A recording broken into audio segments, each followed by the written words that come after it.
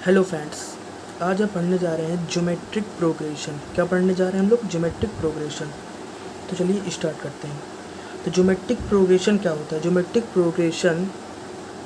Progression जो है एक सीक्वेंस है। ज्योमेट्रिक प्रोग्रेशन भी क्या है? एक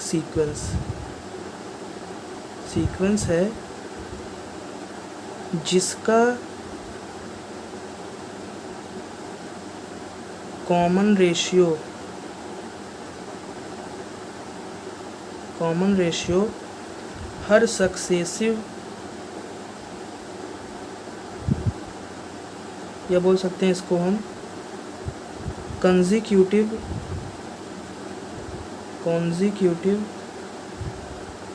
नंबर्स के बीच का होता है। एग्जाम्पल ज़्यादा क्लियर होगा। एग्जाम्पल आपको देते हैं। एग्जाम्पल जैसे हमने ले लिया यहाँ पे ए ले लिया, ए आर ले लिया, ए आर स्क्वायर ले लिया, ए आर क्यूब ले लिया। तो हमें कैसे पता चलेगा कि ये जीपी में है? ये जीपी में है, ज्योमेट्रिक प्रोग्रेशन में है ये। तो इसका अगर इन दोनों नंबर के बीच का जो कॉमन रेशियो है वो सेम रहेगा तो ये जीपी में है। कॉमन रेशियो कैसे निकालते हैं हम? कॉमन रेशियो निकालने का सबसे अच्छा तरीका है पीछे वाले में से आगे वाले को डिवाइड कर दो। ए आर अपॉन ए, ये हो गया। अब इन दोनों का कॉमन रेशियो क्या आया? आर आया। तो इन दोनों का आर आया। अब इन दोनों को अगर डिवाइड करेंगे, ले लो इसको भी कर दो, इसका कॉमन रेशियो। तो इसका कॉमन रेशियो आएगा ए r square upon A R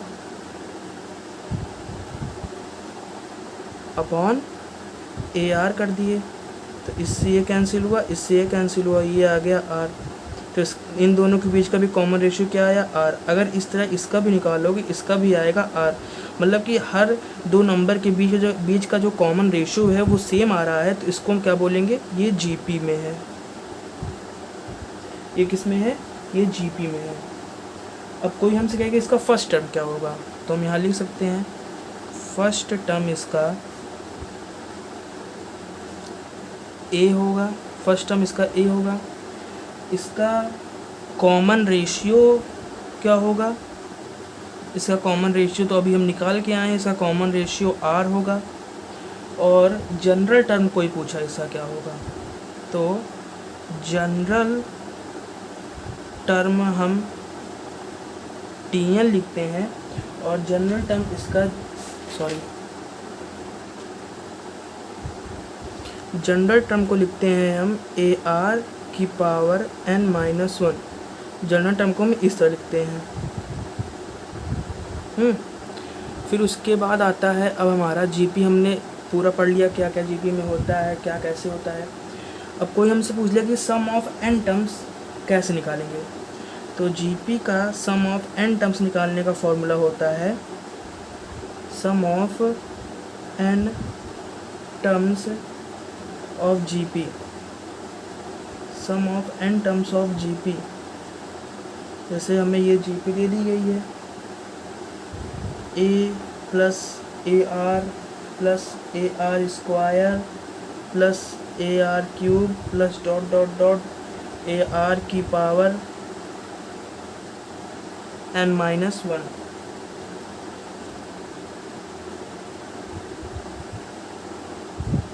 तो इसका जो कॉमन जो इसका सम ऑफ n टर्म्स होता है वो होता है a 1 माइनस आर की power n upon 1 minus are.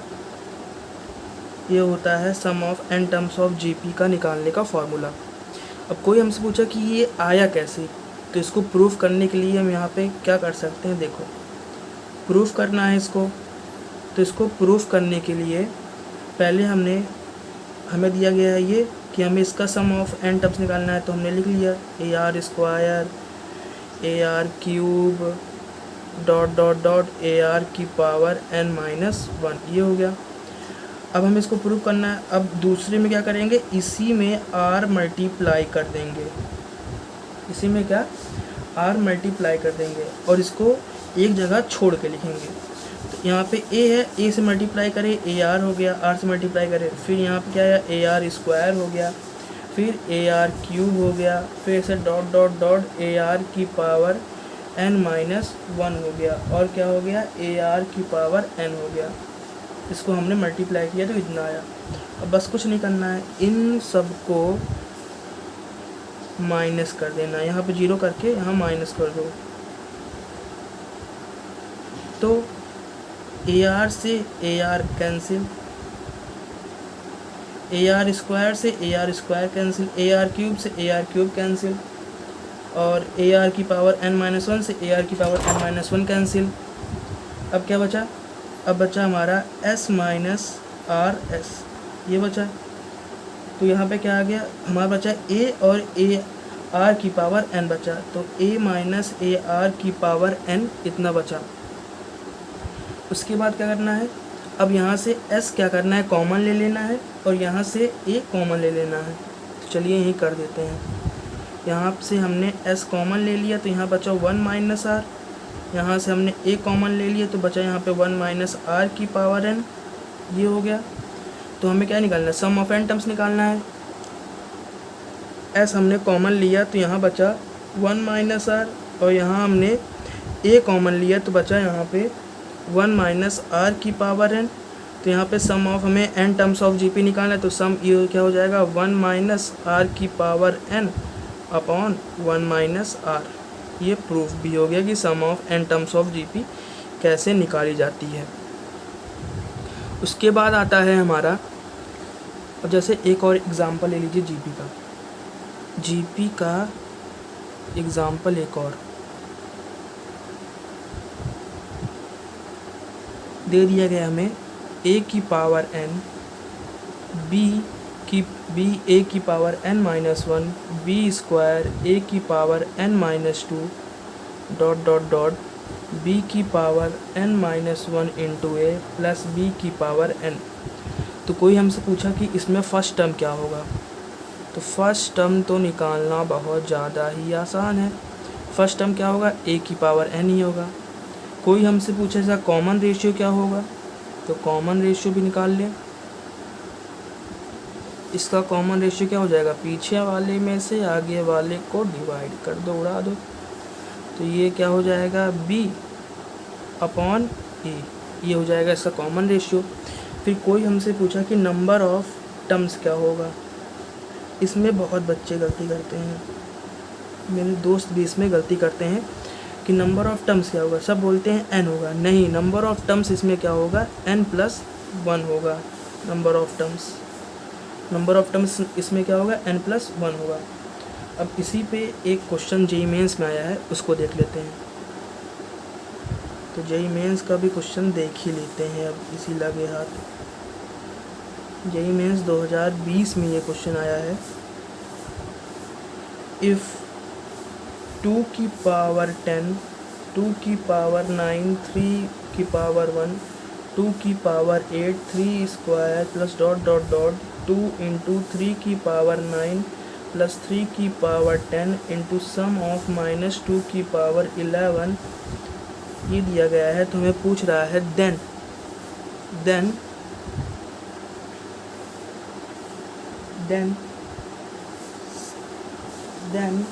Some is equal to,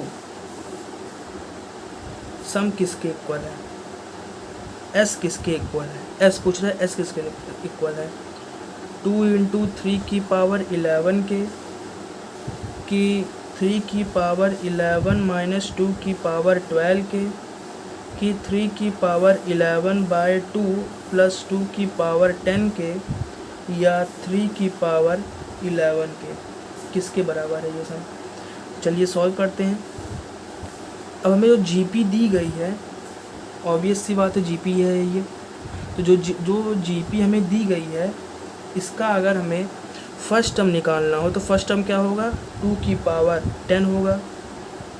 कोई हमसे पूछे इसका कॉमन रेशियो क्या होगा, कॉमन रेशियो निकाल ले, 2 की पावर 9 इंटू 3 की पावर 1 अपॉन 2 की पावर 10, ये क्या आ गया 3/2। कोई हमसे पूछे नंबर ऑफ टर्म्स क्या होगा, सब बोलेंगे 10, लेकिन मैं बोलूँगा 10 + 1, क्योंकि नंबर ऑफ टर्म्स 10 + 1 मतलब कि 11 है।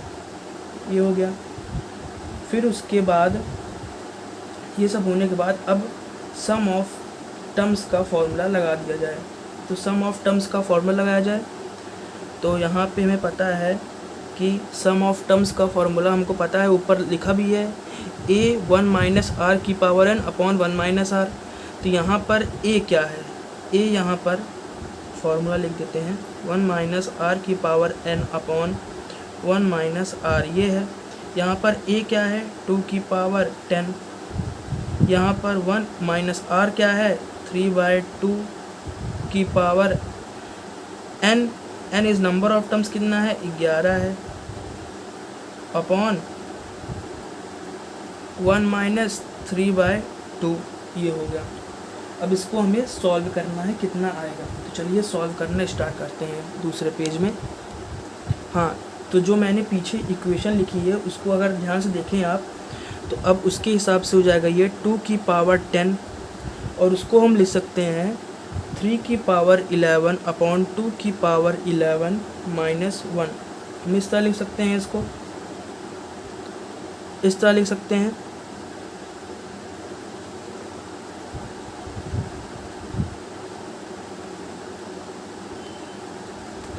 इसको इस तरह लिख दिए, और यहाँ पे लिख दिए हम 3/2 माइनस 1, इस तरह लिख दिए। तो यहाँ पे एक माइनस आया, एक माइनस नीचे आया, क्योंकि पहले ये क्या था, पहले ये पीछे था और ये आगे था, तो 1 - 3/2 की पावर 11 रखे थे। अब हमने आगे कर दिया, इसको पीछे कर दिए, तो प्लस जो है माइनस में हो गया, तो प्लस जो है फिर ये माइनस में हो जाएगा, माइनस से माइनस ऊपर ऊपर कैंसिल हो जाएगा। ये बच गया हमारा 2 की पावर यहाँ 10 हो जाएगा, और यहाँ पे हो जाएगा 3 की पावर 11 बाय 2 की पावर 11 माइनस 1 अपॉन 3/2 माइनस 1 करेंगे तो आएगा इसमें 1/2, और ये हो गया। अब इसको और फर्दर सॉल्व करना है, इसको और फर्दर सॉल्व करिए। 2 की पावर 10, 3 की पावर 11 माइनस 2 की पावर 11, इसको लिख सकते हैं अपॉन 2 की पावर 11, कोई आपत्ति नहीं है, अपॉन 1/2, ये हो गया।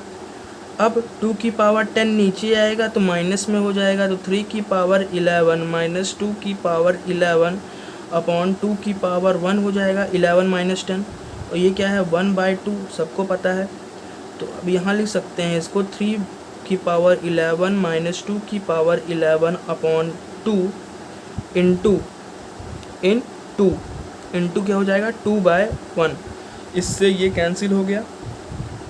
हमारा बच गया यहाँ पे 3 की पावर 11 माइनस 2 की पावर 11, और क्वेश्चन में जो दिया गया है वो क्वेश्चन में इस पूरे का जो सम है वो s माइनस 2 की पावर 11 दिया गया है। क्वेश्चन अगर आप देख रहे हैं तो ध्यान से देखिए, क्वेश्चन में यही दिया गया है। क्वेश्चन में जो दिया गया है वो दिया गया है s माइनस 2 की पावर 11, और बड़ा सा जो दिया गया है वो यही है जो इसका सम है। तो इसका सम जो आया वो आया 3 की पावर 11 माइनस 2 की पावर 11, ये आया। उसके बाद क्या 2 की पावर 11 से 2 की पावर 11 कैंसिल, तो s की वैल्यू क्या आ गई 3 की पावर 11। तो जो हमारा ऑप्शन हुआ, हमारा option is D, option number क्या है हमारा, D is the correct answer, option D. फिर आता है हमारा topic sum of infinite terms of GP. तो इसको भी लिख लेते हैं, sum of infinite terms of GP. तो sum of infinite terms of GP क्या होता है, जैसे हमें दे दिया गया कोई जीपी दे दिया गया a plus a r square plus dot dot dot infinite तक। तो इसको सम ऑफ इनफाइनाइट टाइम कोई कहा निकालने को, तुम निकाल सकते हैं। इसका फॉर्मूला होता है ए अपॉन 1 माइनस आर, जिसमें ए क्या है, ए हमारा फर्स्ट टर्म है और आर हमारा कॉमन रेशियो है। आर क्या है, कॉमन रेशियो है। अब इसी पर एक जेईई मेंस का क्वेश्चन है, सॉल्व कर लेते हैं। अब जैसे क्वेश्चन दे दिया गया हमें, जेईई मेंस 2020 क्वेश्चन है, the product 2^1/4 into 4^1/16 into 8^1/48 into 16^1/128 into ऐसे इन्फाइनाइट तक जा रहा है, तो ये किसके इक्वल है, किसके इक्वल है ये। तो कर लेते हैं। इसमें दिया गया है हमें, इसमें दिया गया है 2^1/4 ये हो गया, into 4^1/16 into 8^1/48 dot dot dot. तो इस इन सब को लिख सकते हैं यहाँ पर हम 1/4 plus 1/16 plus 1/48 plus dot dot dot, ये हो गया इनफाइनाइट तक। अब इन सब का हम सम ऑफ इनफाइनाइट टर्म्स निकाल लेते हैं। ये क्या है, एक जीपी है, तो सम ऑफ इनफाइनाइट टर्म्स निकालते हैं। 1/4 1/16 plus 1/48 plus dot dot dot, इन सब का क्या निकालते हैं, सम ऑफ इनफाइनाइट टर्म्स निकालते हैं। तो क्या हो जाएगा, फॉर्मूला पता है, a/1 - r ये होता है। इसमें a क्या है ये, और r क्या हो जाएगा, r को कॉमन रेशियो निकालेंगे तो 1/16/1/4 इज इतना हो जाएगा। तो ये हो जाएगा 1/4 और 1/2। तो सम ऑफ इनफाइनाइट टर्म्स जो आ रहा है 1/2, मतलब कि इतने का जो सम है वो 1/2 है। तो मतलब कि ये 2^1/2 है, तो 2^1/2 को हम ले सकते हैं √2। तो जो हमारा आंसर होगा ऑप्शन डी होगा √2। उसके बाद आता है अब हमारा कुछ इम्पोर्टेंट पॉइंट्स, उसके बारे में डिस्कशन कर लेते हैं। तो जो इसमें इम्पोर्टेंट पॉइंट है वो है important point of GP. Important point of GP ये समझ में आया कैसे हुआ। 1/2 था, 2 की पावर अगर मैं इसको 2 कर दिया तो यहाँ पे ये हो जाएगा 1/16। तो इस तरह से ये चलता गया, यहाँ पे ये आ गया, यहाँ पे ये 8 आ जाएगा, सॉरी यहाँ पे 8 आएगा, तब भी यहाँ पे कॉमन रेशियो उतना ही आएगा, यहाँ पे 8 आएगा। फिर ऐसे करेंगे, यहाँ पे 2^3 हो जाएगा और 3 से यहाँ डिवाइड करेंगे तो यहाँ पे आगे बढ़ता जाएगा। और बहुत आसान क्वेश्चन है, आराम से हो जाएगा यार, थोड़ा ध्यान से देखोगे तो हो जाएगा। फिर उसके बाद आता है हमारा पहला इम्पोर्टेंट पॉइंट कि अगर ABC जीपी में है तो हम लिख सकते हैं B/A = C/B को हम इसको इस तरह भी लिख सकते हैं जीपी में है तो, और B² = AC भी लिख सकते हैं। ये हो गया। फिर उसके बाद दूसरा पॉइंट है कि अगर हमें क्वेश्चन में अगर हमें क्वेश्चन में जीपी, अगर हमें क्वेश्चन में प्रोडक्ट बोला गया हो, प्रोडक्ट बोला गया हो और जीपी दी गई हो, जीपी दी गई हो, प्रोडक्ट बोला गया हो और जीपी दी गई हो, तो इसको और बोल दिया गया कि 3 नंबर्स जो हैं जीपी में है, 3 नंबर्स जीपी में है, तो जो 3 नंबर्स जीपी में है उसको मान सकते हैं A/R, A और AR। फिर कोई बोल दे कि 4 नंबर्स जीपी में है तो क्या मानेंगे उसको, अगर 4 नंबर्स जीपी में है तो बोल सकते हैं इसको हम A/R², A/R³, A/R, AR और AR² बोल सकते हैं। इस तरह से अगर 5 नंबर्स जीपी में है, 5 नंबर्स जीपी में है तो ये बोल सकते हैं इसको हम A/R², A/R, AR और AR², ये सब बोल सकते हैं। उसके बाद आता है हमारा दूसरा कि अगर A1, A2, A3, AN ये सब जीपी में है। तीसरा पॉइंट क्या है, अगर जैसे A1, A2, A3 ये सब GP में है, तो ये सब भी GP में होंगे। कौन कौन GP में होगा? KA1, KA2, KA3, KAN, ये सब किस में होंगे? GP में होंगे। 1/A1, 1/A2, 1/A3 ये सब किस में होंगे? GP में होंगे। A1 की पावर R, A2 की पावर R, A3 की पावर R ये सब किस में होंगे? AN की पावर R ये सब जो किस में होंगे? GP में होंगे। फिर उसके बाद आता है हमारा एक लास्ट क्वेश्चन है इस वीडियो का, कि कभी हमें दिया गया हो कि ये